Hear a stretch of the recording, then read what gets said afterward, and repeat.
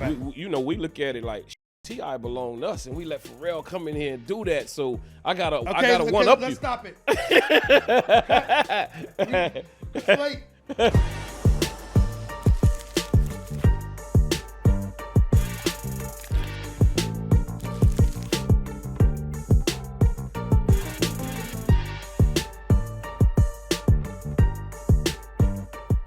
Wow, what's up? This your people, DJ Mannie Fresh and my partner Juvie. By now, he is all over the world promoting Big Booty. Y'all heard the song, so that's why he out in the streets promoting his shit. Somewhere touring. I ain't gonna say whoring, but touring. You see what I'm saying? Right. And this is Still 400 with your people, DJ Mannie Fresh, and I got a special, very special, super special, talented young man that comes from a great stock of other talented young people or whatever, and his name is Erick Sermon. What's up, E? What's happening? What's happening? Cool. One half of EPMD. What's up, my brother? Nah, things are good, man. You know. Things are good. What you working on right now? Well, I just dropped a project on December 5th called Dynamic Duos, and it's kind of crazy because me and Juvie is on the same situation. We on the partnership with DNA. Yeah. So I came out right after him on his first project. And now, so it's good. Like I said, they did what they had to do. I was happy about it. I'm quite sure Juvie is happy about it too because I see his thing everywhere. Yeah. You know what I'm saying? So, again, I had mine came out with number one. I'm okay, you know? Yeah. What's 3 albums, like right off the rip, that if you had to say to a young generation right now that they should check out? I don't know, man. 3 albums. No, I'm saying 3 albums that are important to you in your history of this changed the scope of how I think about R&B, hip hop, or whatever. Just 3 of your favorite albums that the young generation should check out or should know. Oh man.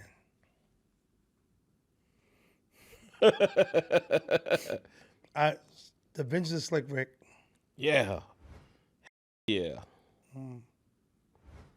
See, the records that me and Paris played in the beginning, of course, was Rappers Alike, of course, was Run DMC. Okay. And it was LL Cool J, too. Yeah. Big and Deffa. Okay. But I'll have to go with Rakim Paid in Full. Yeah. And I don't know, man. Stevie Wonder, Marvin Gaye. Yeah. There's a few. I don't know. So you got 2. I'm gonna circle back later on in this, right. And I'll give you, and you give me a third one. Okay. And it could be one of Stevie Wonder. It could be Marvin Gaye. It could be, right. You know what I'm saying? Marvin Gaye, "Here My Dear" is one of my albums. Like, you know what I'm saying? Well, the reason Midnight Love, I knew front to back. Yeah. Even though it was sexual healing, but just like music, Turn On Some Music, I already knew. Yeah. When I was 12. Yeah. So to come back to it from 12 years old to 2001 and then sample it, yeah, it was different. But I knew that album from front to back because my mother brought home. How on God's green planet y'all got that sample cleared? Yeah, it's 200,000. That's what got it cleared. Bruh, 200,000. Well, 150 for Jan, which is his wife. Okay. And then 50 grand to the lawyer. Because prior to that, nobody had ever touched nothing from Marvin Gaye, bro. Yeah, not in that fragment, because we sampled "I Want You" before in '91. Okay. And one of this like a da da da da part. Yeah.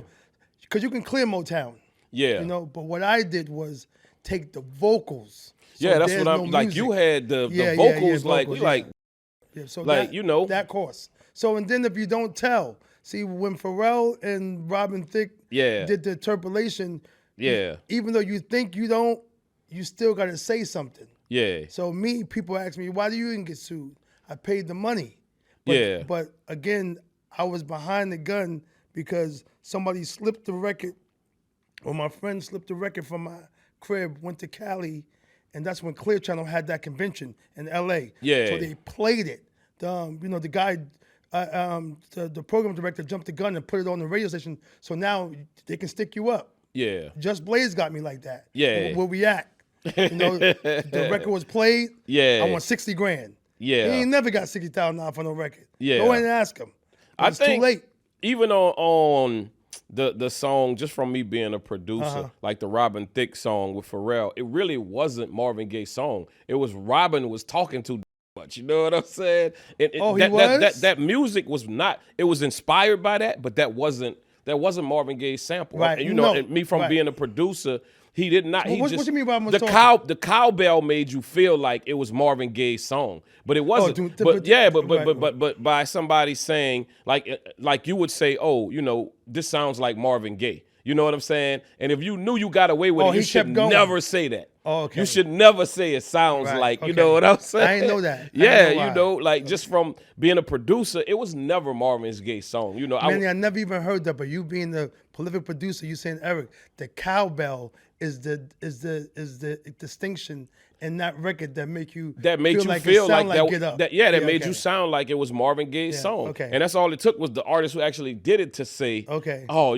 this does, we get it, like it is. Because if you play Ed Sheeran record, it sounds like Let's Get It On a little bit. Yeah. But they let him slide. That's the only thing I mean, because a lot of songs, this was so great about that era, they had the same chords. A lot of them had the same bass line. So that's why you could get away with that a lot. You know what I'm saying? Because nobody said that. If you go back to a lot of the Motown or the shoo-wop, shoo-bop songs, all of them had the same little shit in them. Like, you know what I'm saying? That's true. And that was just typical of how you make a record. Yeah. But, when somebody's like, oh, it's money in this shit, that's when the trouble started. Like, somebody showed me that if you play every popular pop song, it's three chords. Three chords. It's 3 chords. Yeah. Just played differently. Yeah. Okay. Most of my career is off of 3 chords. Like all of the Cash but that's Money your songs. sound though. I'm talking it's about my this, sound. But I'm saying I found 3 chords that I like. Oh, you see what I'm saying? Okay. And I'm like, okay, I'm gonna base it all around this.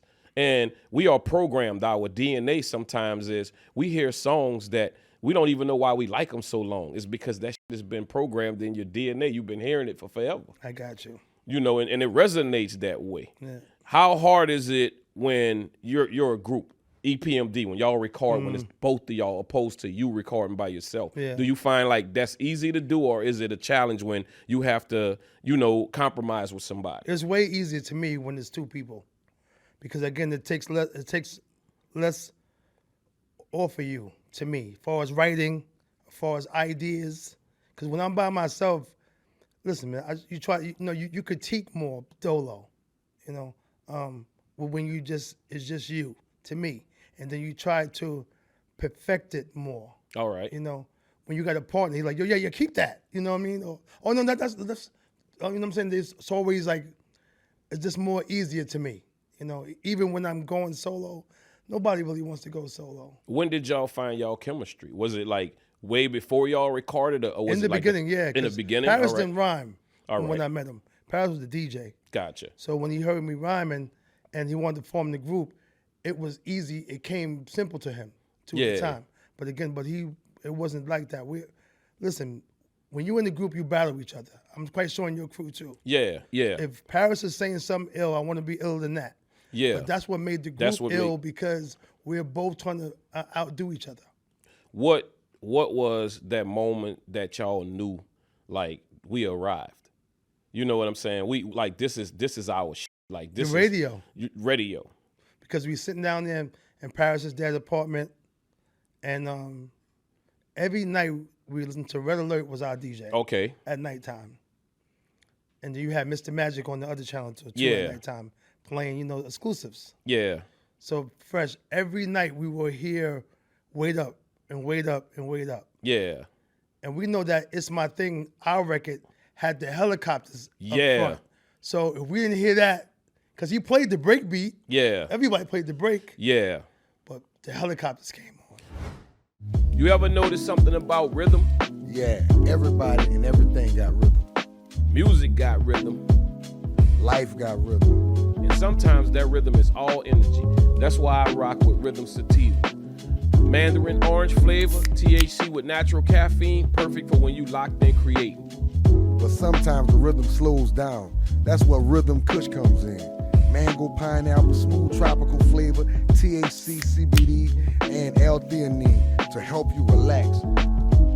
Same drink family. 2 different vibes. Non-alcoholic. Only about 60 calories. And no hangover. Just a moment. Find your rhythm. and use code STILL400 for 20% off. That's STILL400 for 20% off.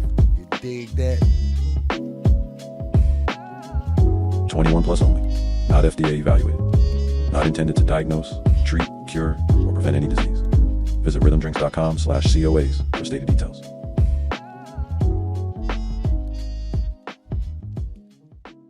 My partner Joe, shout out to Coonch. That's who turned me on to y'all. Okay. You know what I'm saying? And it's my thing. Like, Yeah. and I was like, and at the time I didn't know 7 Minutes of Funk. I thought that was some y'all. Yeah. I was like, what the they dug this up from? You know what I'm saying? And I was just like, this is so dope. Like, you know what I'm saying? Redman got the same story you got. Yeah, you know It's what I'm my saying? thing was when he heard it was one of them like, damn, I'm like, this is like different and it's dope. Like you and it was just like one of them. And then the crazy thing, like for us being down south, some there's that sell us that nobody will ever get. The album cover.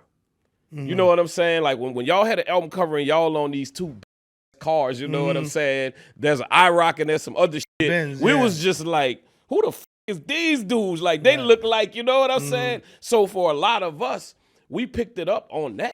Then we fell in love with it. Okay. We was in love with the image. You know what I'm saying? Yeah. And that was I heard that before. Yeah, that was big in New Orleans. Like we was like, these cats running on, this is what we driving in right now. And that's cool to hear because, you know, y'all your own place. Yeah. You know what I'm saying? But you got some place down south that, you know, of course, the whole world was ours because nobody was doing hip hop except New York. Yeah. You know? So when I would go to the Midwest and be in Detroit and be like, dang man, we huge here. Yeah. You know? Then we would go to the Carolinas. Yeah. I was there every 2 weeks. Yeah. You know? Or the South or Midwest or the West. But again, to be in the South, especially, I ain't gonna lie, man. I tell you right now to your face, New Orleans is hard. Yeah. And nobody, I talk to Kane's like, I don't want to go back there. Man, I had a great show with Scarface one time. Yeah. But one time I went out there, it was a bunch of us, me, Yo-Yo, Light, you laughing now, but Dane. Okay. Somebody, it was a huge concert. And y'all had 2 of y'all locals on there. Gotcha. Right? So, we having a good time. Dane's rocking, Light's rocking. So, I'm like, okay, well, we're going to have a good night. Yeah. I've never got booed in my life. Yeah. I never had nobody sit there and not look. Yeah. This is me, nigga. Like, Yeah. Dana Dane was big in New Orleans. I know because of the music. Don't forget, I watched you interview about that one New York record where y'all got the sound from. Yeah. Whatever. But anyway, I go on stage that night. Me and Pratt's having a good time. So did we get introduced? So I come on, it's my thing first. It's sold out. And this is New Orleans. So I'm looking at P like, are we new? Like, yeah. whatever. Yeah. So now, You Got the Chill comes on. It's going to be different. You like it's about to. More bounce. New Orleans. Yeah.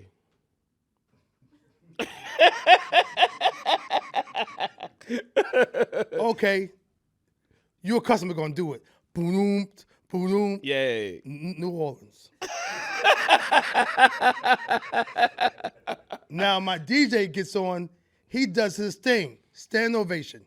Who was y'all DJ at the time? Scratch? No, Diamond. All right. Still, all Tricks, right. the whole All right. nine. I mean, clapping loud, though. I mean, on fire. Yeah. We come back, we do Rampage. I knew whatever, just not that, and this, I don't know, whatever. So now I do my Rest in Peace, and that gets people amped too, because there's other records. Yeah. I drop Biz, I drop Pac, I drop whatever. Now, I'm like, okay, people, everybody in here got here because of one man. Our parents was f***ing night, this one man song was on, and we all got here. His name was Marvin Gaye. Just like New Orleans. Yeah. I was like, You like, don't nothing move these. I was moving my show so quick, fresh, I couldn't wait to get on. The group from New Orleans come on. Pandemonium. So usually when I was on the Kid Rock boat, I'm gonna say that too, long time ago, whatever, I knew that I had to close on Sunday. Yeah. So I did No One Bites the Dust. I did It's My Thing off of that. Yeah. I did Fly Like an Eagle off the Steve Miller Band. Like I figured my way out. Yeah. If I would have known, I would have did more New Orleans and mixed it. They like when you do that. Yeah. But I'm thinking it's us. Like New Orleans.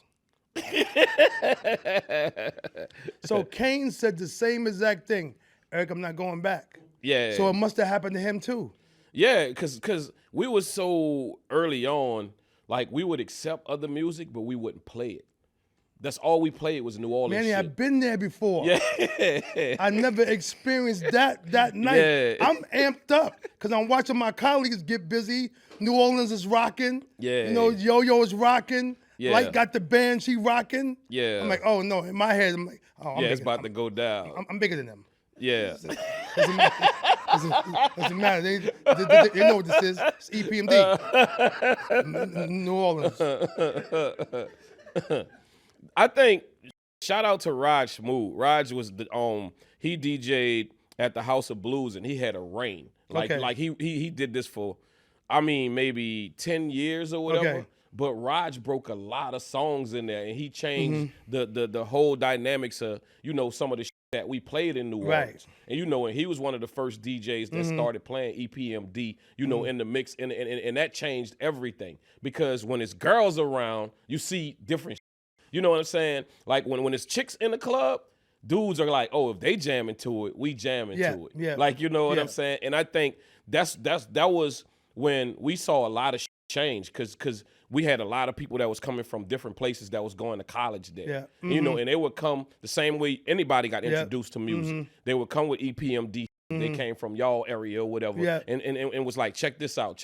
Yeah. And then when it really started playing a lot, it was like, oh, you really with that. Like, you know what I'm saying? And even like, what do you think that, how do you have a song that's timeless like that?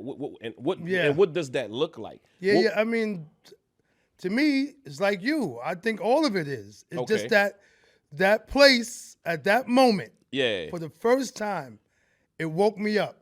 Yeah. And I'm like, oh shit. Like, yo, I never felt that before. Yeah. And of course, when you get off stage, oh my God, you was crazy. Because you got fans that you've been there before. Yeah. But that night, New Orleans was on some other shit. I don't know if they was booed up with the couples or whatever it was. They was in their space that night. Yeah. I've been there before. So I rocked New Orleans before. Yeah. I think all of us, but that's what separates, who gonna be here. If you could dust yourself off and, get back out there. But I was surprised to hear Kane say the same story. Yeah. So what happened to him? And what night was that? Because Kane, like you said, that's like, what the like, listen, Fresh, I hear you talk. When I hear you talk, I'm like, Manny was at home because you know all of us. Yeah. I watch you. You named every record in hip-hop, all the groups that influenced you, and you named the names, the Rakims, you name these names all the time. Yeah. So it just can't be you. So I'm like, Eric, I've been here before. Yeah. But that night, I was somebody from off the street. Yeah. So how would you think, what was y'all movement and when did this start? I know you probably said this story before to somebody, but what was like the defining that y'all like, we are a movement now. We Def Squad, we moving, like what was? Yeah, the Hit Squad, I think that, because listen, EPMD, we came out and we blew up fast. Yeah. Like, again, we had 3 #1 albums in a row. There was nobody really touching us at the time. But do you feel like it was a fast pace or was it, you know what I'm saying? It did. It was happening fast because the first 2 albums was on the independent, which was Fresh Records. Okay. And then Def Jam came and got us. All right. So we was on Def Jam. But we have formed the Hit Squad, which was Das Effects, Redman, and K Solo. All right. So at the time, that's when we felt like nobody can touch us because all 4 of us was on the countdown at the same time, Billboard top time, same time. Everybody was on the charts, charting at the same time. It was all mines. Yeah. So 92 when the group broke up. Yeah. When we were at our peak. Das EFX Platinum, Redman's going there, so everybody's doing well. So by the time, that's when we kind of knew, but the group broke up. How do you deal with managing all of that? Like to say, this is what Das EFX sounds like, or this is what, you know what I'm saying, K-Solo sounds like. If you play it, it's the same. Because when I did Spellbound, okay, it sounded like something that I would make for me and P. Yeah. But Reggie was still Roger Troutman still. Yeah. That's still EPMD. Yeah. Das EFX was Roger Troutman too. Yeah. With the Steezo drums. Yeah. But Steezo was part of EPMD. Yeah. So again, it wasn't no differentiation.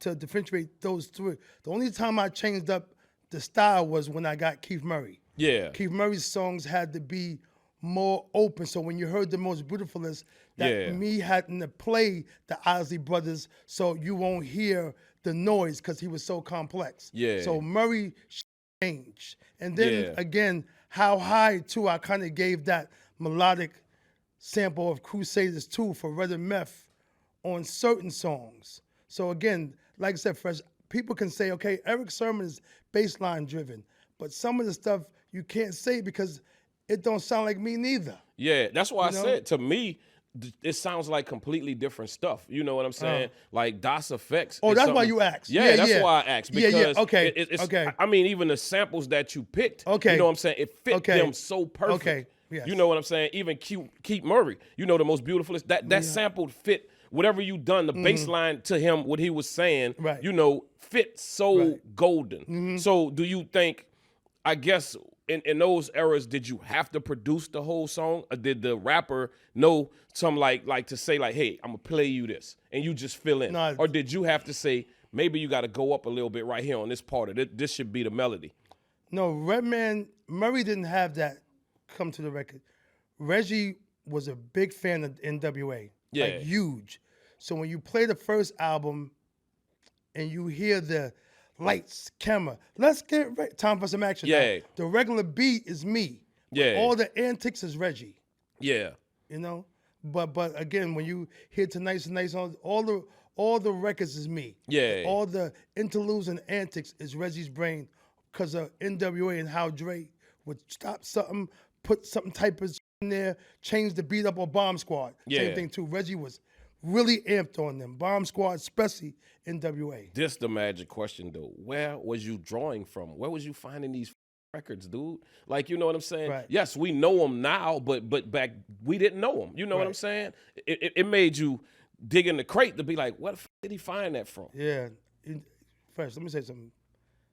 Whatever mom and dad had, laying, you had the records was laying up against the record player, or beside the TV, or whatever in the front living room. So whatever they had down there, we chose. So Paris took Paris had breakbeats too. Yeah. Because again, if you play NWA, it's all breakbeats. Yeah, it is. First album, second, Easy, Chronic. The Chronic is all breakbeats. Yeah, I think Dre was phenomenal at picking songs and breakbeats, and that he knew how to do it. But sonically, sonically, he made them bigger. Yeah, so he that's made them what incredible. It was. Dude. There was a breakbeat, but sonically, he made that shit incredible. Incredible, exactly. Yeah. Even though there was all breaks. Yeah. But whatever that was in front. So Parliament, of course, was there. Yeah. Funkadelic was there though too. Then you had Riding High. You had Luther Vandross. You had Riding High. You had all this stuff that was in front of us that your dad and your moms had, and you played. Because again, I tell people all the time, we grew up to older people. Now the young kids grow up to people their age. Yeah. Our records was Whispers, Gladys Knight, Patti LaBelle. These were records that was in front of us. Then your dad had the old ones, How Melvin the Blue Notes, the Dramatics, all the stuff that was front, that he had front too, that really came later. But all these songs was at the crib. Does New York hip hop sound like y'all hip hop? The state of it right now. Is there some of that somewhere? No. All right. I like to say this, and sometimes this one, it gets in arguments.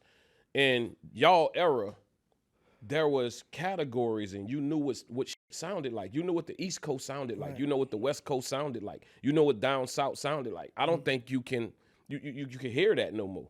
It's almost one-dimensional, and I really miss East Coast hip hop, like, you know, like where the samples, the drums or whatever, you know, but now it's kind of like a lot of it is Southern, you know, where you just like, well, I want that boom bap. I want that, you know, like somebody who really thought about the samples, who really thought about what goes right there, and, you know, and it tells a story. And I don't really feel that. I know there's places where you could go get it, but it ain't in your face no more like it was. Right. Also, too, you know you made the Juvenile High record, right? Yeah. You see how you have the vocals doing on one beat and then Paper Chase that come in, the beat changes? We don't have that neither. Yeah, you're absolutely right. This is you, Pete Rock, those people that was able, Dr. Dre, to make changes. Yeah. It seemed like the creativity just left because technology came in. Yeah. So I can get a machine to do this for me. Then I can use the same sounds to make all of this music. Yeah. I don't have to. Then somebody had told somebody, oh, they banging niggas in the head for samples. Yeah. You know, so I get that. But I just think the essence of it is to get the idea. Listen, man, Young Berg is making a whole living off of doing what we did in the 90s. Yeah. You know, again, got to go to Bad Boy and every other record that was remixed or of the albums that were done in R&B 90 was a hip-hop record done in R&B. Yeah. So Young Berg, I don't give a what's out there. Every R&B record or record that's made, he done made hit records from him. Yeah. That's his format. Not take, again, which is ill because that's what we came in at in the 90s. Yeah. You know? But again, what you're saying too, who's going to be able to bring something new so this can become the new sample? Yeah. There's moments where, and I guess let me ask you this, do you feel like this? Like in for instance, y'all's song, and I believe it's Scratch, that scratch in the hood, that you as a producer, as somebody who actually listened to music, you wanted to hear that over and over again and mimic that and learn that. That don't happen in music no more. That was so amazing to me what he did. You know, I was like, holy like, how did he do this? Like, you know what I'm saying? Yeah. And it made you want to, you know, like, I'm going to practice. I'm going to figure this shit out. And there's nothing, I don't know, like, is there anything in music that make you feel that way? Like, you know, because that song was a perfect marriage. I look for it. You know what I'm saying? That was a the DJ went off, y'all went off. Yeah, he Scratch was he wanted to be an instrument. Yeah, and he was in that record. Exactly, yeah. In that record, bro, it was so, because you got to think about when there's a record that you like, I don't know what the hook is, but the incredible. Yeah. You know what I'm saying? That's crazy. You wasn't even there to know that. Once we done, we gave Scratch the record. Yeah. Later. We did the vocals, but we said, here, you go and see or what you think should work. Yeah. That's what he came up with. Bro, shout out to Scratch. That shit was incredible. Yeah, you know, because that was one of them, it made you, as an understudy, you like, I got to dissect this song. I got to know how they did the beat. You know what I'm saying? How they came up with the guitar little riff in it. Yeah. The BT Express sample. Yeah. Bink, bink, yeah. bink, bink. Yeah. That shit been baffling for years. It was like, how did they, what the is this? Like, what? How you come up with that? So that right there, I want that feeling back. Right. That feeling of like, I want to know everything that was in this song. I think the reason why that we still here, right? Because again, I tell people all the time, like, listen, man, we're not here because we trying to not let you eat. You know, young people be like, damn, man, he's still working. Like, damn, give us a chance to get. Nah, you know, we want y'all to see what it was like, what it's like to make a record that you made that have creativity, and that why wouldn't you still want us to be here? It gives you more longevity. Yeah, we're the only genre that says old school. Yeah, it don't say old school Sting, old school Paul McCartney. It just says new Barbra Streisand. Yeah, it don't say, we don't have that stigma, and we don't have, you know, they got smooth rock, soft rock, heavy metal. They got categories. Yeah, ours is just hip hop, and then after a while you will see TLC in hip hop, Mary J. Blige in hip hop. They just put everything in this one situation. It is different sounds. It is South. Yeah, it is gangster. It is trap. It is boom bap. Yeah, we don't have that. So we got the crabs in the barrel, and we put everything in here, and we all battling with each other. And we don't have to do that because they don't. How do How do you get that across, like what you just said, without hurting feelings to a young generation? How do you get them to understand, like, pretty much, like, we don't dislike y'all. We don't. We just want y'all to respect some of where it came from. You know what I'm saying? And know a little bit of homework. So how do we start that? How do we get that across to? Well, I think that at this particular time, music has changed. I think that streaming has went down tremendously. I think that people don't know that the bulk of the money that comes from Spotify and all these platforms come from catalog. All right. You know, like the new music is not generating the money. This is just factual. The money is coming from catalog, and that's why they don't care. As much music you put out there, people, they want you to put as much music out there too, because they make whatever less the pennies they make off of it. But the majority of the money come from the catalog. What I'm trying to say is, if you make real music, and if you make music that has some type of substance, some type of conversation, it's going to be able to resonate. So that's why I think that where this gets to a part to where we get to make a change, if they start making some music that has conversation. Manny, everybody ain't doing good. Yeah, you're absolutely right. You can't just say that you all doing good. There's no, where's the love? Where's the crying? Yeah. Where's that, he left me, boom, boom. They took black love and love out of music. They took the soul from music. So I can't even have a conversation with you, because if I tell you something that's real, then I'm preaching to you. Yeah. And so now it's negative. So that wasn't what it was. We still had a conversation, and you still was dancing. Yeah. I don't understand streaming. I have no idea. And my question, even to you as a seasoned artist, what does streaming mean to you right now in your career? I don't know what the that is or what it do. If we aren't us, we have publishing, and we do there's no way you can make money unless you go on direct to consumer. Yeah. It's less than 1 penny. That means everybody who drops an album, you selling your music for less than a penny. Yeah. Right? So if you stream 1 million streams, Spotify pays you $3,500. Apple pays you $1,800. Tidal pays you $12,000, but nobody puts on Tidal. There's 100 platforms that is paying you. Yeah. And then Amazon gives you $1,800. So at the end of the day, for 1 million streams. So like, you ever see what Snoop said? I had 1 billion streams. When he said that was mind blowing to me. People ask me, oh, Erick I never capped in my life. Got a cap for nobody. Yeah. When I said the number for my number that I make quarterly is because I got publishing. Yeah. That means that the Weeknd's song was being played on the radio. Yeah. You ask Rodney Jerkins, you ask any producer. Yeah. The money is heavy when your record is played on the radio. Yeah. I didn't say that my money came from streaming. Yeah. I said it came from publishing. So again, you have to look at the when you differentiate the two, to let people know, listen, I'm just telling you that I'd rather sell my for $1, right? Yeah. And say, okay, well, because if 1 million streams, $3,500, if I got 8,000 fans giving me $1, it's $8,000. Yeah. I ain't say 100,000 people, 200,000 people, or 1 million people, or 500,000 people. I said 8,000. If 8,000 fans give me $100, it's $800,000. Yeah. If 8,000 fans give me $200, it's $1.6 million.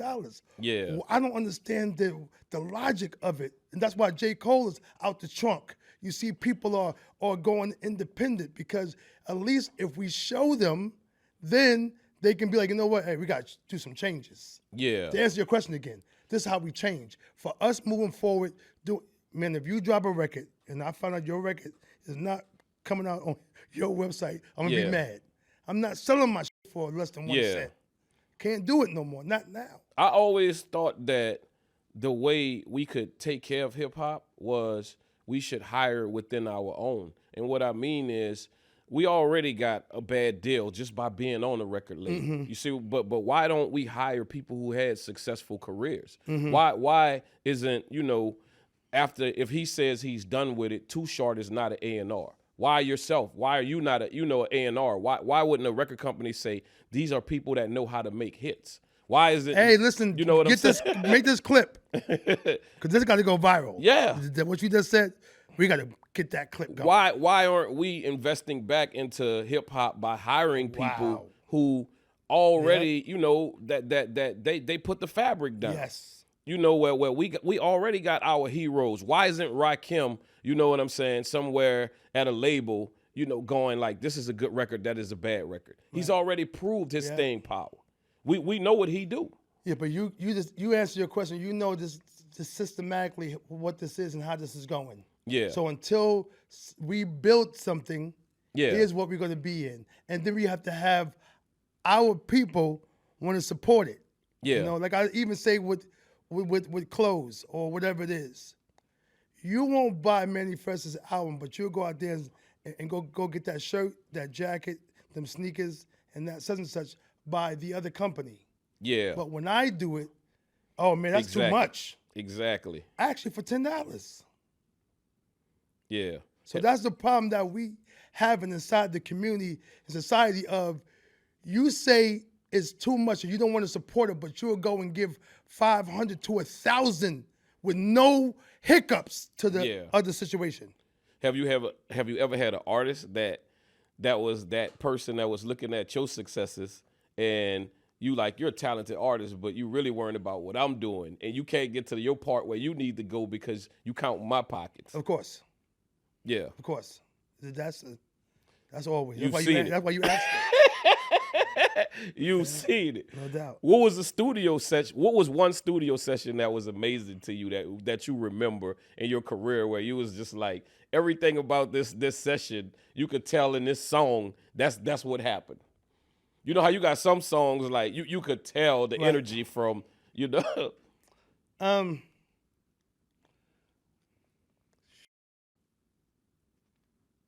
Man, this is crazy. Well, the Rhythm Meth session was good, you know, because how high, because I did both versions. So the one version was the one that was just, you know, a harder version, and they was that was the first time they got together. Yeah. As far as and vibe together. But I don't know. I think the D'Angelo session for Dreamy Eyes was fun too. You know, it was cool too. Yeah. I remember I was doing Mary J. Blige and I was talking to her, and I think too many knowing how big she was, I was like, yeah, I don't like how that sounds on that part. Yeah. You know, so she laughed. Yeah. Because again, it's Mary. I know you ain't telling me what to do. Yeah. You know, but I can't really think about nothing that's been that ill. I could tell you about some sessions that was good that I was happy to make them records, but not actually in a session with somebody. Gotcha. You know, is there a song that you regret making? One of them, like I probably shouldn't have messed with that. Man, Tear the Roof Off. Okay. I when I played the beat for Rhythm Meth, I was trying to make Slick Rick's Mona Lisa. Yeah. Kinda. Yeah. But I didn't like how the drums was. I didn't like it. And when you the video, and you shot the video the whole nine, that's just one of them that I never feel strong about. Yeah. You know? So I bumped into you, I think it was Nas' party. Right. Yeah, you know what I'm saying? And I was sitting That was a dope night. Yeah, that was a dope night. I was sitting in the I think I was sitting in my Uber or whatever. Y'all was talking outside. And I you know, and me and my manager, we was just listening to what, you know, you was like, what the man? He came here and just played. I forgot what it was. I played God. It was hopped in the plane at LAX and all. Right. Yeah, you was just like, he just played, you know what I'm saying? So I was when I got in there and I see that you was the DJ, right? And this is, again, not because you here. New York is New York. So you got to have a Nas party. So you figuring, you know, you have the SNS, you got Flex, you got, you know, Clue, you got all these people. But no, Mannie Fresh is here from New Orleans at the Nas party. And he was tearing this down to pieces. And we looking around like, yo, is he really doing this? And then he was playing shit that Like certain records you would play if you was in the South or you was in New Orleans, but they was getting over in the party. I'm like, yo, this is really working. Then he started playing hip hop. This is when I really, again, I had to come outside and say something. Yeah. Because I had to let you know, just in case you didn't know what you did. Yeah. This right here is, you can't come in this environment and do what you did. And I think he was playing some other. I ended with the Golden Girls. Yeah, the Golden Girls. This nigga just played the Golden Girls. And the shit over. And they singing the record. I'm like, yo, this nigga, you have to be. But again, him being a DJ, understanding the crowd, every DJ knows what that crowd is going to be like, how you're going to be able to do it, and what they're going to be able to accept. I just never saw it before. I saw it with Biz Markie, but Biz Markie is Biz, and he's already a character, so you be expecting that, you know? Yeah. But but I was watching Mannie on the boat too. Don't forget, New York is New York, but now you're on the boat with all these places. That means there's every region.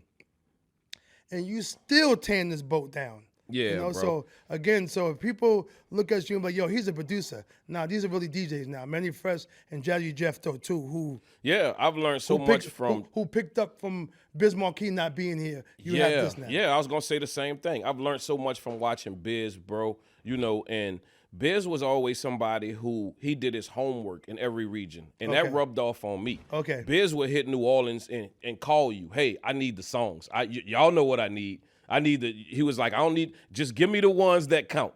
You know, and sometimes. But Mannie, I gotta take it back. You wasn't doing New Orleans at the Nas party. Yeah, definitely. I mean, New York. You was doing you at the Nas party. Yeah, but a little bit of that is Jeff them. You wasn't catering.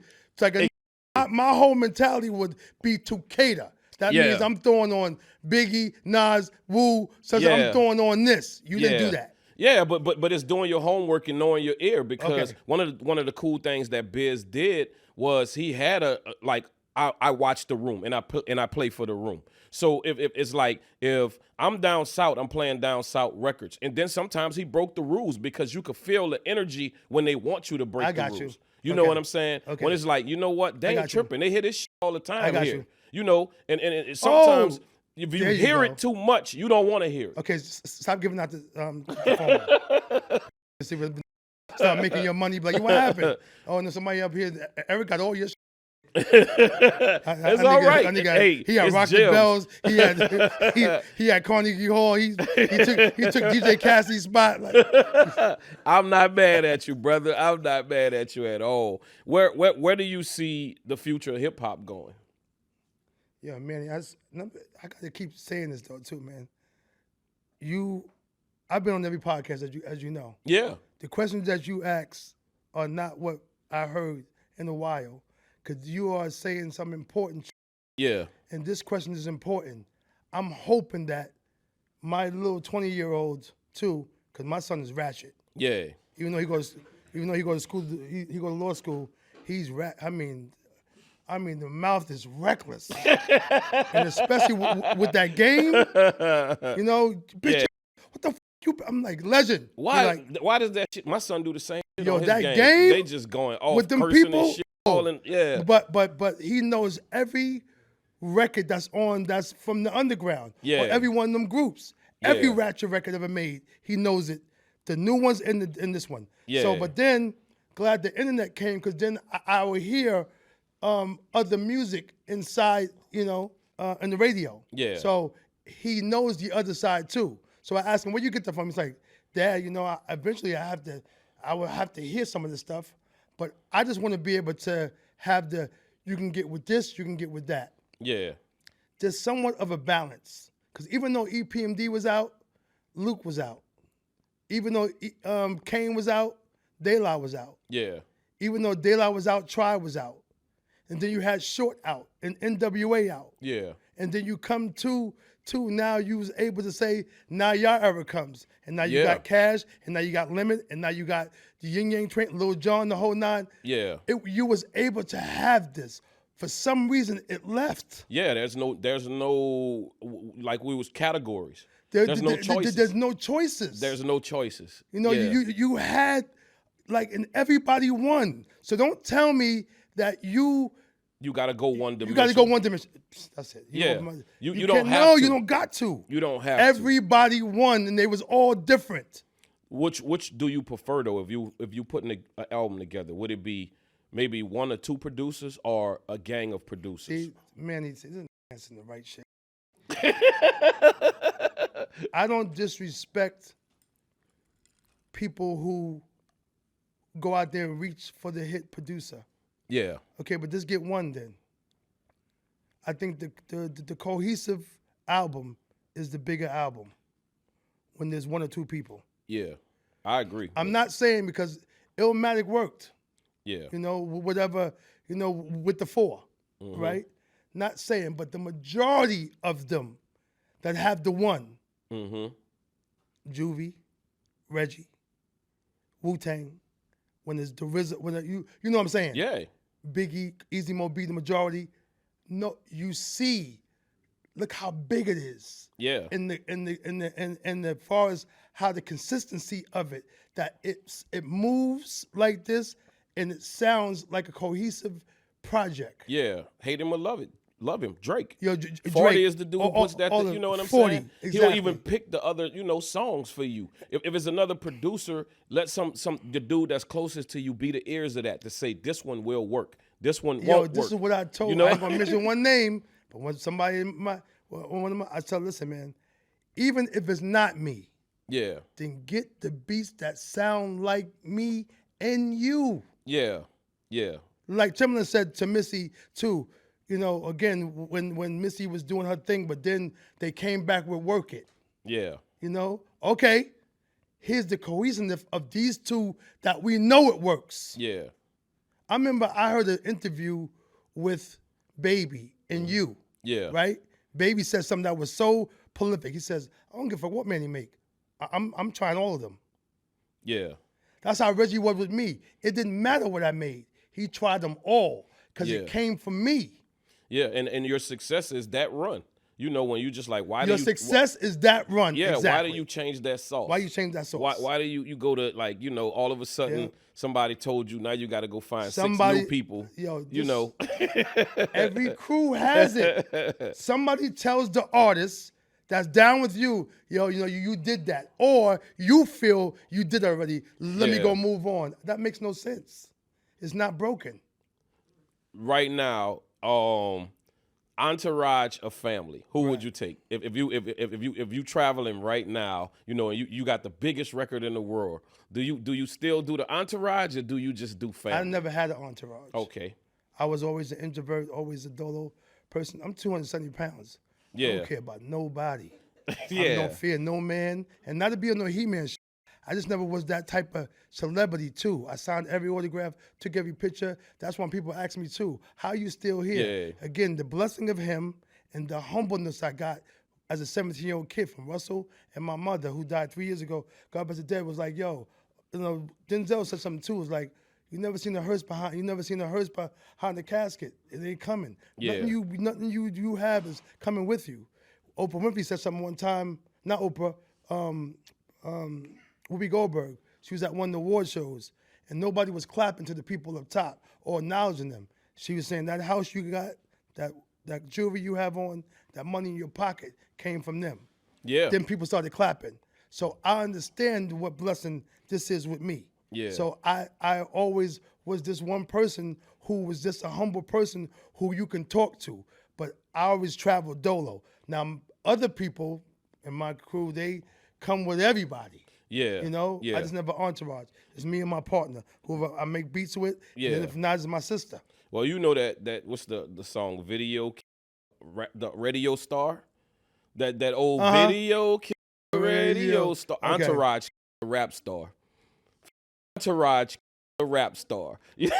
Just recently at Rock the Bells in New Jersey, I ain't gonna mention no crews. These are some rappers. They came on. They had 25 with them. Wrong already. Don't forget, we 50. Yeah. What are you doing?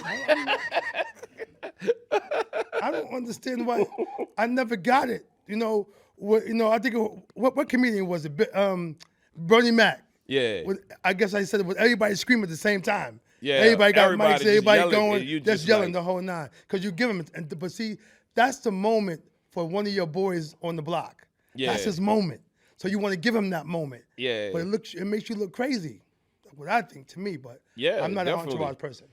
I mean, for instance, like the Rock the Bells cruise, you know, like the last one that you was on, the family unit was so good, bro. You know, like we had a real good time. Nobody had Entourage and the foolishness. Nobody had no bodyguard named Big Brick with them. But listen, like that. I wanted to ask you about that. You know, you being you, did you feel the way knowing that boat has no security? I felt good about it. Me too. I felt good about it. For some reason, I'm like, yo, if somebody out here 50 years old is fighting, we kicking them off the boat. Yeah. Because there's no way that your old should be in somebody, yo, you stepped on my sneaker. Yeah. Or whatever, or you know, whatever. So I don't feel that way. You had 4 or 5 dudes that looked like that, and everybody of our age, like he said, was like, what the fuck is wrong with him? What is he so mad for? For what? What are you doing on Yeah, there? what you on here That's for, back dude? in the day. You want a meme mug? Where? You always got wave cap daddy. You like, dude, you got on a wave cap and your shit pulled down. Man, put your pants up. I got 6 minutes before my knees be like, Eric, find a chair. Get a chair, nigga. Sit down. Word, because this, what? But that felt like that's the way it's supposed to organically happen. Yeah. And we had legends on there. You know what I'm saying? It's phenomenal. I saw all the rest of the boats. I was like, it was just, I was only on the one. Yeah. But again, I was like, yo, there's no security. Yeah. You know? And it was fine. I just want to know how y'all felt too, knowing that I didn't have no security. Man, like there's things that if you really love this, it's people who you've been waiting to talk to. Yes. You know, Yep. I've seen. Say thank you to. Yeah. Yes. I've seen Rakim a couple of times in concerts in passing, but on the boat, I really got a chance to have a conversation with him. And that's like some that's on your bucket list. No doubt. You know what I'm saying? And if you a real fan, you know, you like, okay, yeah, this is cool because we just sitting down having a drink, you know, and we all talking, you know, and I'm like, this is what this supposed to feel like. I still act that way. When I see my colleagues, I still to MC Light, you know, I tell people was, you know, Rakim is because he's 2 towns from me where I grew up. Yeah. And Rakim, you know, EPMD and Rakim had their problems the whole 9, you know, but again, he's the reason why I do what I do. Yeah. Because once he was rhyming slow, turn with the bass, check out my melody, and now it's the car. Yeah. I had a list, so I can barely talk anyway. Yeah. So I had to say, Nick, Nack, Patty, Wack, give a. You gonna always do that shit. Something in us. But it's him that made me be like, I can do it. Yeah. Because he's rhyming slow. Yeah. I never heard that before. Yeah. Until I'm over here doing me and this other kid 2 towns down. Because we thought his name was Rock Wind. Yeah. We didn't know his name was Rakim yet. Yeah. But my boy's like, yo, some nigga named Rock Wind is out. So Rock Wind. Yeah. You know what I'm saying? So knowing that he was from Wyandanch, I'm from Brentwood, Long Island, which is 2 towns. And Biz Marquis used to be in the lunchroom too. Yeah. Because he's from where I'm from. So and so again, and then when I heard Public Enemy, I'm hearing all this Long Island. Yeah. You know, I'm like, we like that. And then leaves the new school, and then JBC Force was Strong Island, and then after a while, you know, we started seeing, okay, well, you know, we got something to say. Long Island was a different type of beast compared to what Manhattan was given. Yeah. So the sound, it was a story that thought EPMD was from LA to begin with. Yeah. Period. When you heard 7 Minutes of Funk, all these grooves and Parliament and Riding High and stuff, it was a story that Snoop Dogg said he got in his car and drove to Brentwood looking for me in Parrish. Yeah. Right? So we like, for what? He's like, because Brentwood is also Brentwood, California. Yeah. But I'm saying Brentwood, but I'm also saying from the suburbs. Yeah. So he's like, oh, they from Brentwood. They from over there. So he's in OJ's block like this. You know what I'm saying? Wherever Brentwood was looking for us. So how did y'all deal with Public Enemy coming from the sound, the Bomb Squad? Yeah. Was that some that you felt like, okay, that's Brotherwin, or we got like this competition to us, or this is, because there was nothing in the world that sounded like the Bomb Squad production or Public Enemy when that shit came. Yeah, Public Enemy #1, I was with Craig Mack. Me and Craig Mack was close. We grew up together too. So Craig Mack would come over to my grandmother's crib We would sit there and listen to records every weekend. Yeah. And we heard that, Biz Markie, and Eric B. for President. Yeah. 3 weekends back to back. But the Bomb Squad, we wasn't on that. Yeah. But I knew it was dope. Me and Paris made what we liked. Yeah. So we heard, listen, Cram to Understand changed my life. Eric B. President changed my life with Rakim. And when I heard Boogie Down Production. Yeah. Right? Of course, Rappers Alike and Suck MCs. But when it changed, when Rakim came, it's changed. That's when everybody came. Kane, but all the records was coming. Yeah. So now, me and Paris is the last group to come out in our era. So imagine that, Manny. I had everybody to look at. There's no way I could be whack. Yeah. All these people were out. So now we come November 87 with It's My Thing, You a Customer. So now I know because I heard Chris, I heard Light, I heard Rakim, I heard Kane, I heard Biz, I heard Public Enemy. All these songs is out. Yeah. Eazy-E's out. We like, okay, so we see that we in the right vein. Oh yeah. And to us.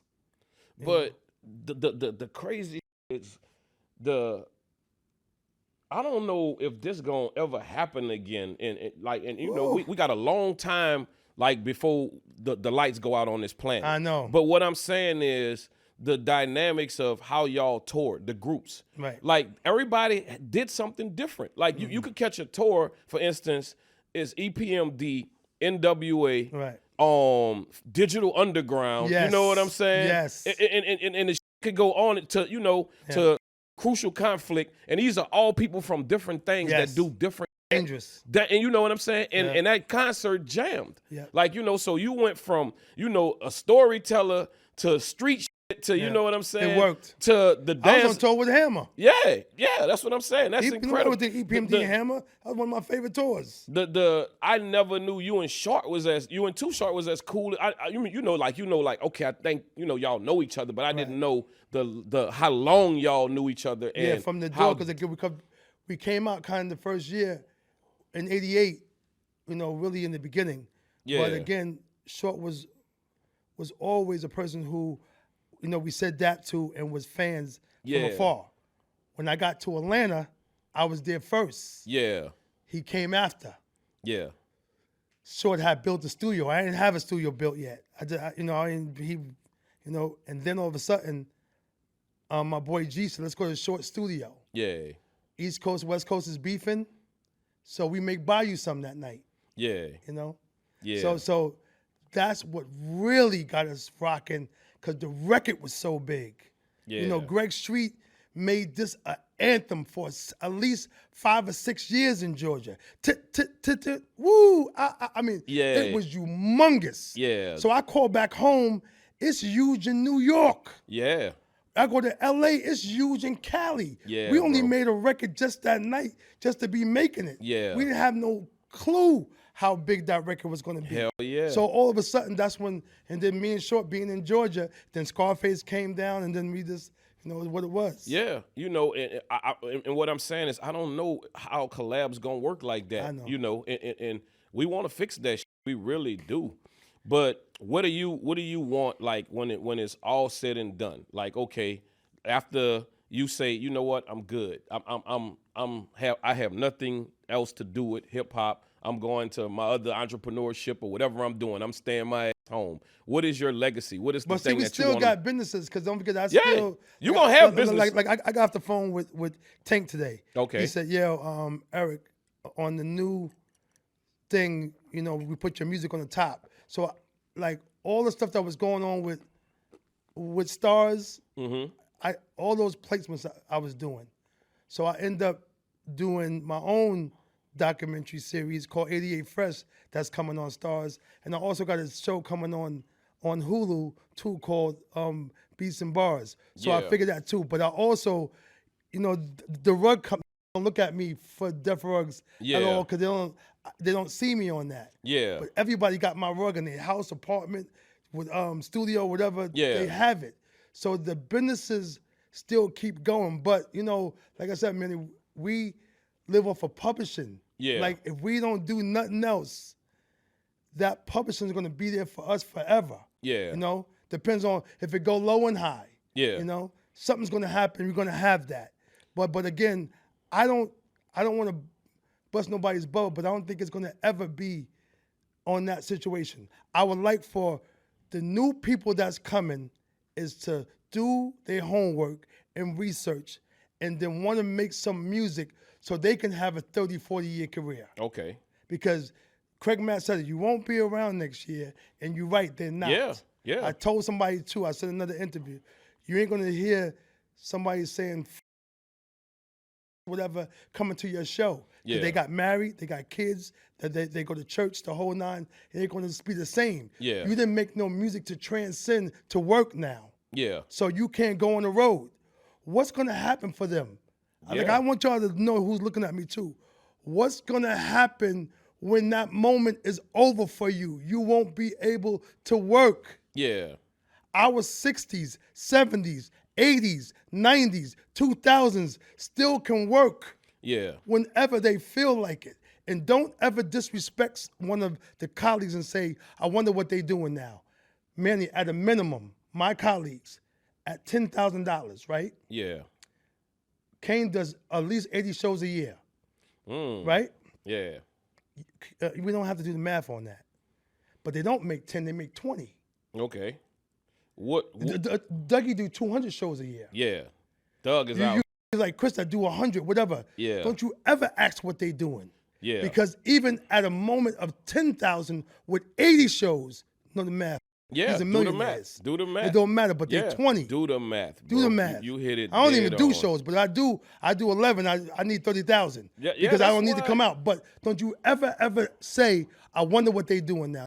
Make more money than a doctor, a surgeon, a lawyer, whatever. At this momentum, at 10, they do it and make that. So be careful when you So even through your that. entrepreneurship, you're going to carry. It's still going to be hip hop because that's what kind of taught you the game. But you're still going to do some things where like you're saying, music. you love music. So you'll probably never say. Because I feel like a lot of times with me, I'm doing this for the sport because I love it. You know what I'm saying? I just got finished telling Dave that just an hour ago. Yeah, I love it. I have to love it because some of the things that's going on, I don't love them, but it's not gonna stop me from doing what and sometimes as an artist, some of your most creative, coolest is gonna die on your hard drive with you because the world ain't ready for it. Judge Jeff said that. He said, don't keep it there. I get him. Don't keep it there. But, I get it. But where we gonna put it at? Where we gonna put it at? Right. Because it's like nobody not gonna get that. Like you know what I'm saying? But it feels good to me to listen to But it. Manny, I want people to hear this though too. Can you imagine still making music knowing that people are not gonna hear it? Yeah, exactly. That's the part that gets me f***ed up, that I get kind of angry about. Yes. Because I'm like, y'all are big upping the stuff that y'all think is dope. Meanwhile, I just dropped something that's crazy, but I'm not getting no recognition. But y'all think that this right here is fire because the name that's on it? Yeah. We ain't got to name no names, but we done had 7 to 8 projects come out that is straight horrible. Yeah. Yeah. And I'm not just coming out because I'm the best or whatever, but you looking at this, why? And you giving this praise. For what? Yeah. This is not dope. Yeah. What do you think about artists that say, I don't really rap. I just do this shit. Like, like in interviews. Like you have a lot of, I use the wrong word. I shouldn't even say it artists. The folks that's in this realm, like, like for instance, if you do an interview and they just like, well, what do you know? And they just like, well, I don't really rap. That's not what I do. Because they don't want to be known as an MC. Okay. Because they don't want to be able to say on the spot and rhyme. Yeah. Because you see what happens on the spot. Yeah. With some of them. Yeah. So again, if I don't say that I'm that, then I don't have to worry about you coming at me as you're not really MC. So I tell it to you up front first.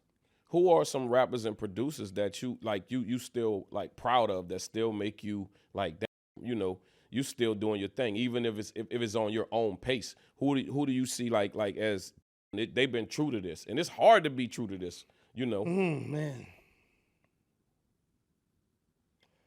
Pharrell this recently impressed me. Okay. Because he was doing one thing, then he had switched to something that was really different. Yeah. And then all of a sudden you come back and do clips like that. Yeah. The and Clips then, album was And jamming. then the T.I. single. Yeah. Like you on the post like that. Yeah. You know, so that, man, I don't know if that gave you any type of inspiration. But, oh, yeah, that definitely but do. Pharrell doing that T.I. record, That like, definitely I'm like, do. Whoa. You know what I'm saying? Like, because you got to think about it. It's friendly competition. Right. We look at it like T.I. belong to us, and we let Pharrell come in here and do that. So I gotta one up you. Let's stop it. It's late. Yo, but you saying it out loud like that is what people would say too, but will be afraid to say it. Yeah. Not taking up from homie, but how do we let, it wasn't Toomp? Yeah, it wasn't Toomp. It wasn't Toomp. Yeah.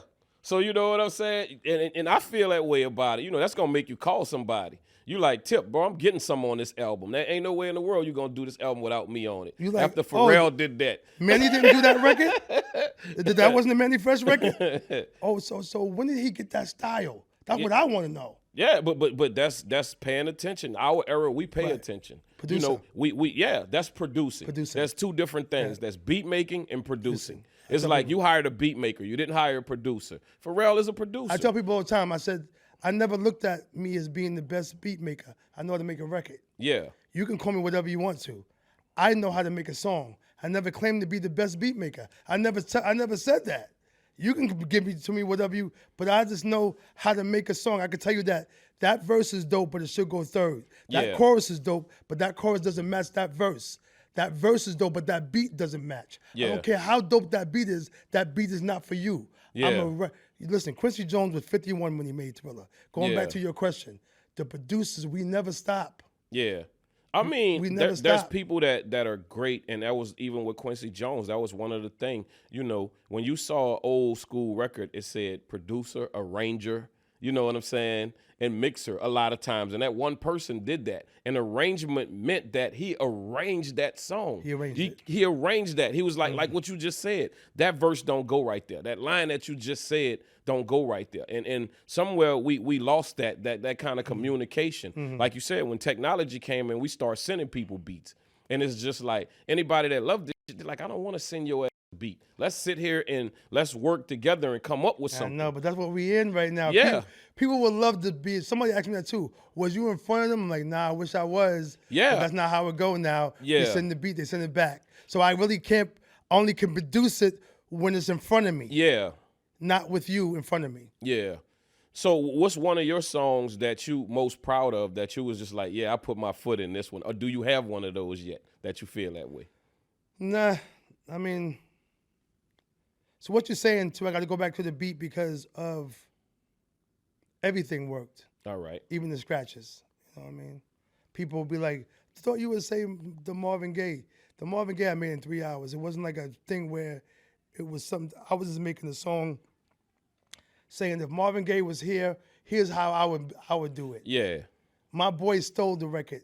Yeah. And it got to the masses. I didn't make that as a single, Manny. Yeah. He stole it. Yeah. Glad he did it though, but that wasn't something I was like, I'm gonna make me a single and I'm gonna go to a record label. I wasn't on the label then. I was just making a record because my homegirl had the acapella CD and I wanted to see how it sound. So I made it at 1 o'clock in the morning. Yeah. Is there anything about music right now that excites you?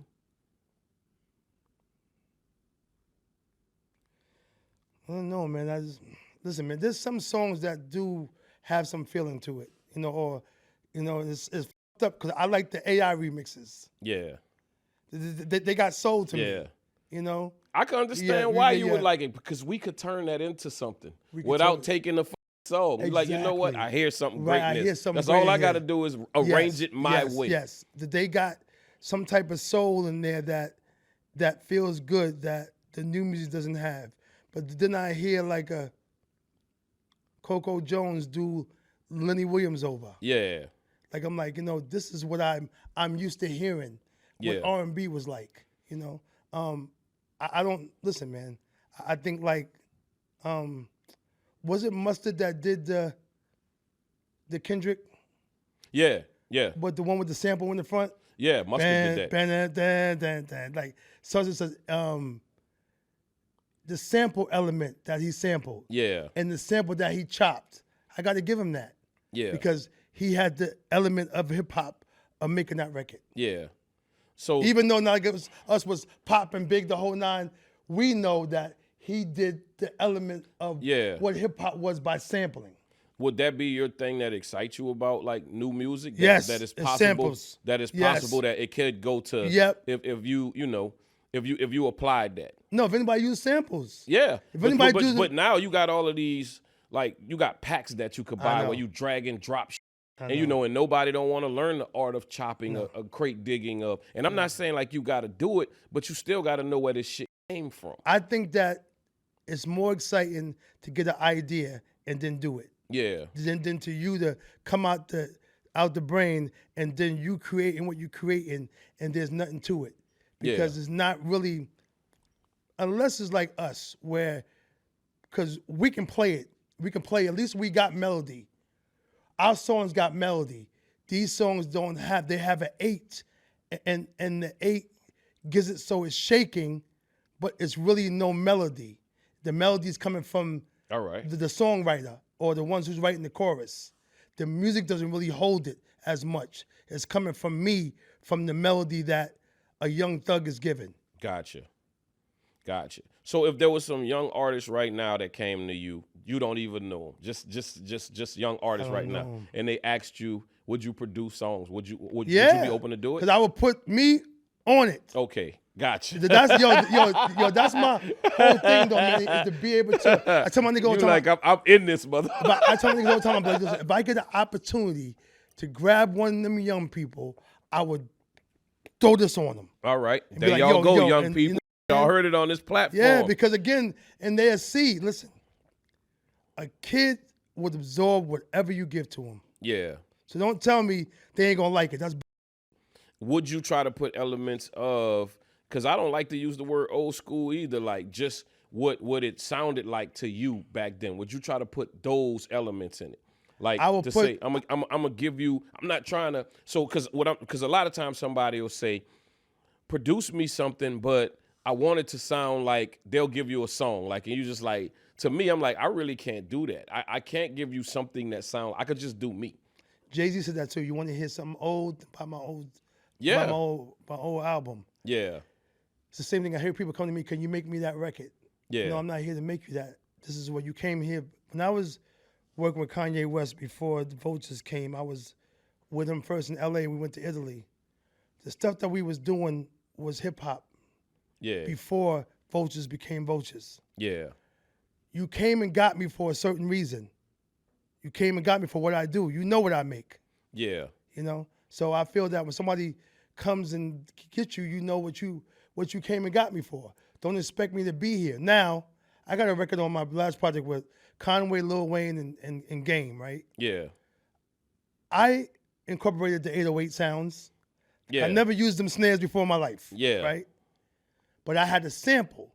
So when you say, do I mix the element of what I came from with the new, I like how that sounds. I don't know if you're going to go that far. Yeah. Too.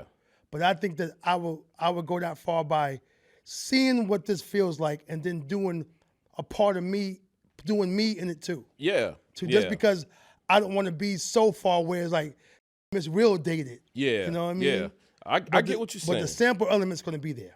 Dynamic Dudes, Volume 1. Yes. Break it down. Tell us about this. But again, it was supposed to come out, with the end of COVID. Things happened. 300 got bought. All right. For $400 million, Leo. Leo. Julie Greenwald, who's at Atlantic, ended up buying, which is crazy. I don't know. Yeah. $400 million. But anyway, that had put stuff back. Then on the record, I got a Snoop and Nate Dogg song. So I had to clear Nate Dogg estate. That took some time. Prodigy took some time. Sean P took some time on clearances. Okay.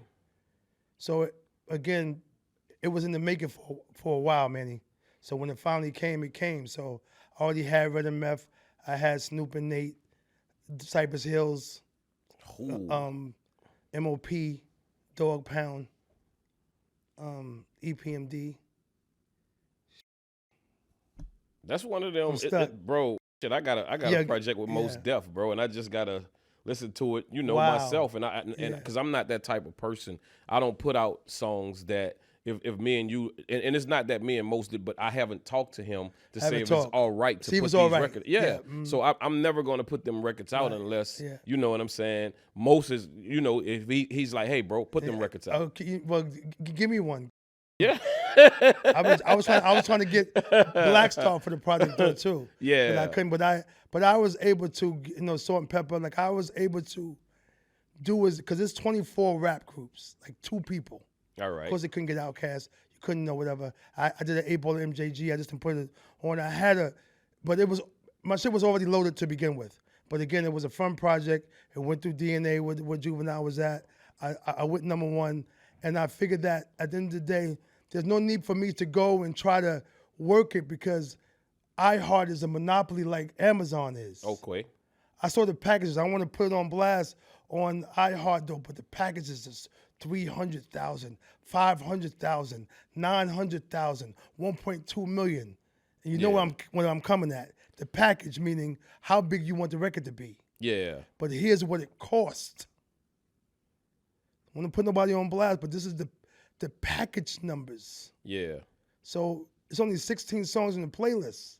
So you got to play ball with all the 16 songs. So how you going to get on there? I got to pay the 900 or the 1.2. Yeah. And then if there's a chance that it might not work.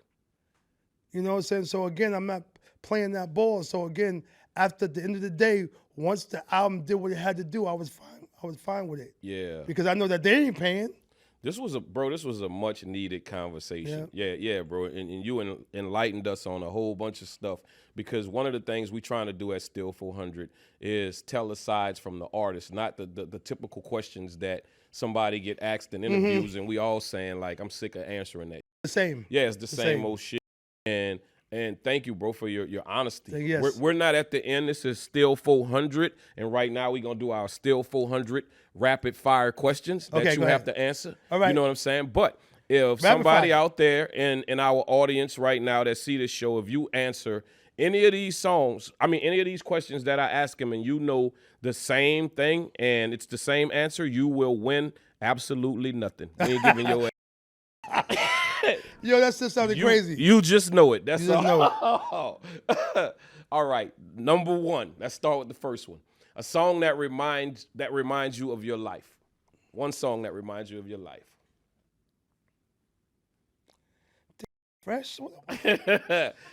Something? It Oh, something that used to play? Yeah, okay. That you would play that reminds you of your life. One song. Or life experiences. That fit me. You like, this one was made for me.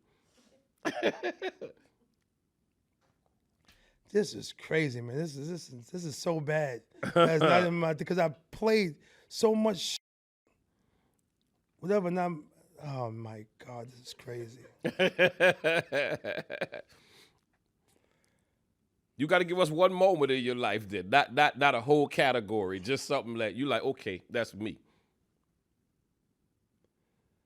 Shit, it's gonna be this an album. It could be fun too. It could be an album. Okay, yeah, it could be an album. I'm gonna say when Guy came out. Okay, I had a good time because when Groove Me came, I was brand new artist.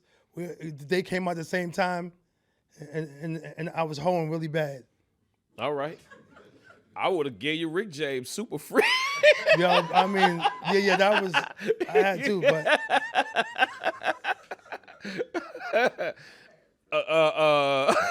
A song that reminds you of New York in the 80s. That 80s era. Bridge is Over, Chaos One. Ah, yeah. A song that get the whole club popping no matter what, wherever you at. One of them songs that you just like, this one go always do it. There's nothing bigger than Juvenile. Back that ass up. It doesn't matter. Don't give a Yo, somebody could have just died, right? Yeah. And they cried the whole 9, and they carrying the body to the hearse. If somebody press play bet for the 9-9. Yo, I never, there's been some records, man, but something's up with that record, man. That record is possessed. Yeah. but you know, he got a second, but you know who on our heels though, bro? What? Too Short, Blow the Whistle. Oh my God, it will not go away. You're bro. right. Blow the Whistle is it's in the there. same. It's the same though. Woo! but I gotta give it to the back. That I don't know, man. I know that Blow the Whistle's used too, but it ain't that. Yeah. It's up there, but it ain't that though.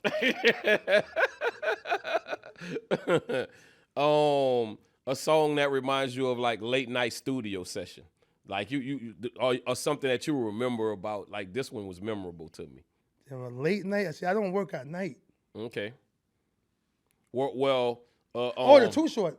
Okay. To buy you something. Yeah. Okay. Oh yeah, definitely that one. Definitely that one. A song that reminds you of I want to define it right. Like a song that reminds you of like your happy place with your mom. Like when man, you gonna make me cry on this thing. That was my best friend. Her favorite song is "I Want to Thank You." I want to thank you. That's her favorite, Heavenly Father. Her favorite for record in the world. Yeah. And my mother was a Too Short fan. Don't know no lyrics, right? Bible thumper. Don't know no lyrics. Yeah. But love his voice. Oh, that's cold, bro. That is the craziest shit when I found out. Yeah. A song that your parents cleaned up to and you still know right now. Like, you know, when you know, like, because you grew up in an era of when something was playing or album that played when it was makeup or breakup time in your house, like where your parents, you know, like, or it was like your mom did her chores and that still resonated with you. Well, Dad played Teddy Pendergrass and Hal Melvin and Blue Notes. Yeah. All the time. Yeah. My mother played Marvin all the time. Yeah. But she also played Patti LaBelle too, you know. I heard "If" every day. Yeah. If only you knew. Every day. You just explain why you great at what you do. Okay. You grew up on some great music. You see what So before we close out, I ask you this one thing. You can either do it or don't do it. Okay. If there's one person in your life that you want to apologize, you have this platform to. You don't have to give the backstory or none of that. Either if you don't want to do it, you don't have to. But if you want to, you know, if it's one person that you could think of that you want to give an apology to. Yeah, my grandmother. Okay. I was her favorite. Yeah. I didn't spend as much time as I should have with her. Yeah. So, you know, when death brings on guilt. Yeah. Because you figure that even with my own moms, I was famous. Yeah. So you kind of moving. So the more time, like my mother had told me, Eric, I didn't raise you after 18, you know. The game raised you. Yeah. So I figured that you buy the house and the cars and you give the money, the whole nine, that you being present. Till my kids told me, Dad, you present, but you ain't present. Yeah.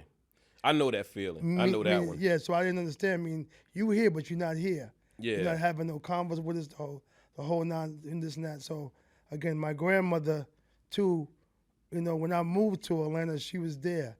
And I was in Atlanta doing me. Yeah. It was bad.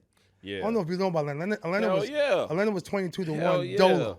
All of us lived in Atlanta at one. We just don't tell it. Atlanta was in bad. our era, everybody who did music lived in Atlanta. If anybody knows the story of Sodom and Gomorrah, right?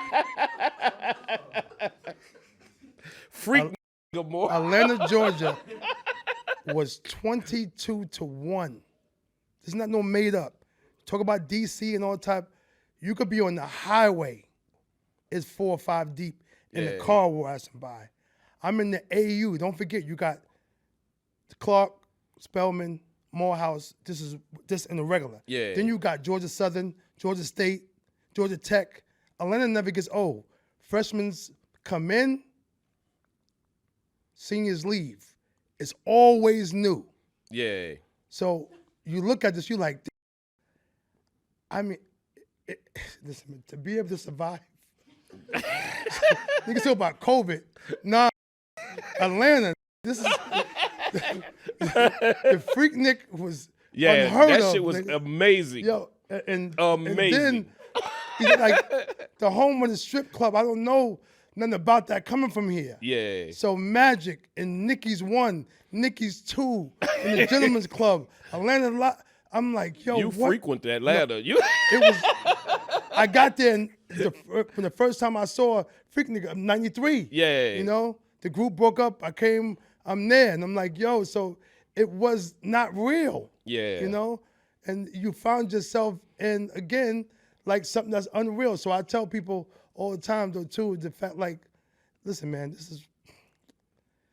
I think that I was able to make it through that. You know. Yeah, Atlanta was one of the places where you could see in the club, in the same club, Big Meech, Al Green, you know, Keith Sweat. Yeah. You know what I'm saying? Listen, I had the rim shop. Yeah. So the rim shop, again, I was with Detroit. Yeah. With Greg and them. So when Meech was in the back, I didn't know who the guy with the ponytail was. Yeah. I never met him. Yeah. because the whole thing was the fact like they didn't want me to be in that circle part. Yeah. So my boys didn't say, yo, here's homeboy. I'm like, out here getting money, they got a record label. Yeah. You know, I could be getting some paper. Exactly. But luckily I didn't. Yeah. You know what I'm saying? Yeah, So, yeah. Bro, Surviving Atlanta, that's a whole movie right That's there. a whole movie. And before we get out of here, what new things you got going on that you need to put out there in the universe so they can know? That too, the 88 Fresh documentary. You're gonna really love that. It's really, because again, the documentaries that you saw, the show, Rhyme and Reason, the whole nine, those are, and I was tired of people telling our story. Yeah. That was told by them and not told by me. Yeah. So since I was able to there, and if you go look up 88, it's one of the dopest years ever. And all that music that came out at that 1 year is gonna shock you. Yeah.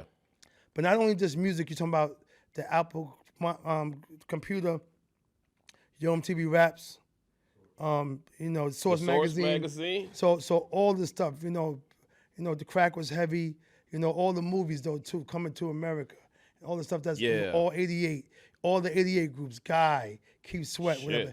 88 was a powerful situation, the Gold Fronts, the Dapper Dan with the Prince that we see now. This 1 year impacted it. People don't talk about it, but this 1 year was dangerous in music. Yeah. So I had the idea for 10 years. The people who did Power, the whole nine, guy Alex was like, yo, Eric, we f with it. So it took a couple of years to get it done, for them to say yeah. So I just told my story on that. And then Beats and Bars is a guy with me, Nails, and Sway from, Sway in the Morning. We went around to 25 cities around, 10 cities, I'm bugging. 10 cities around the world.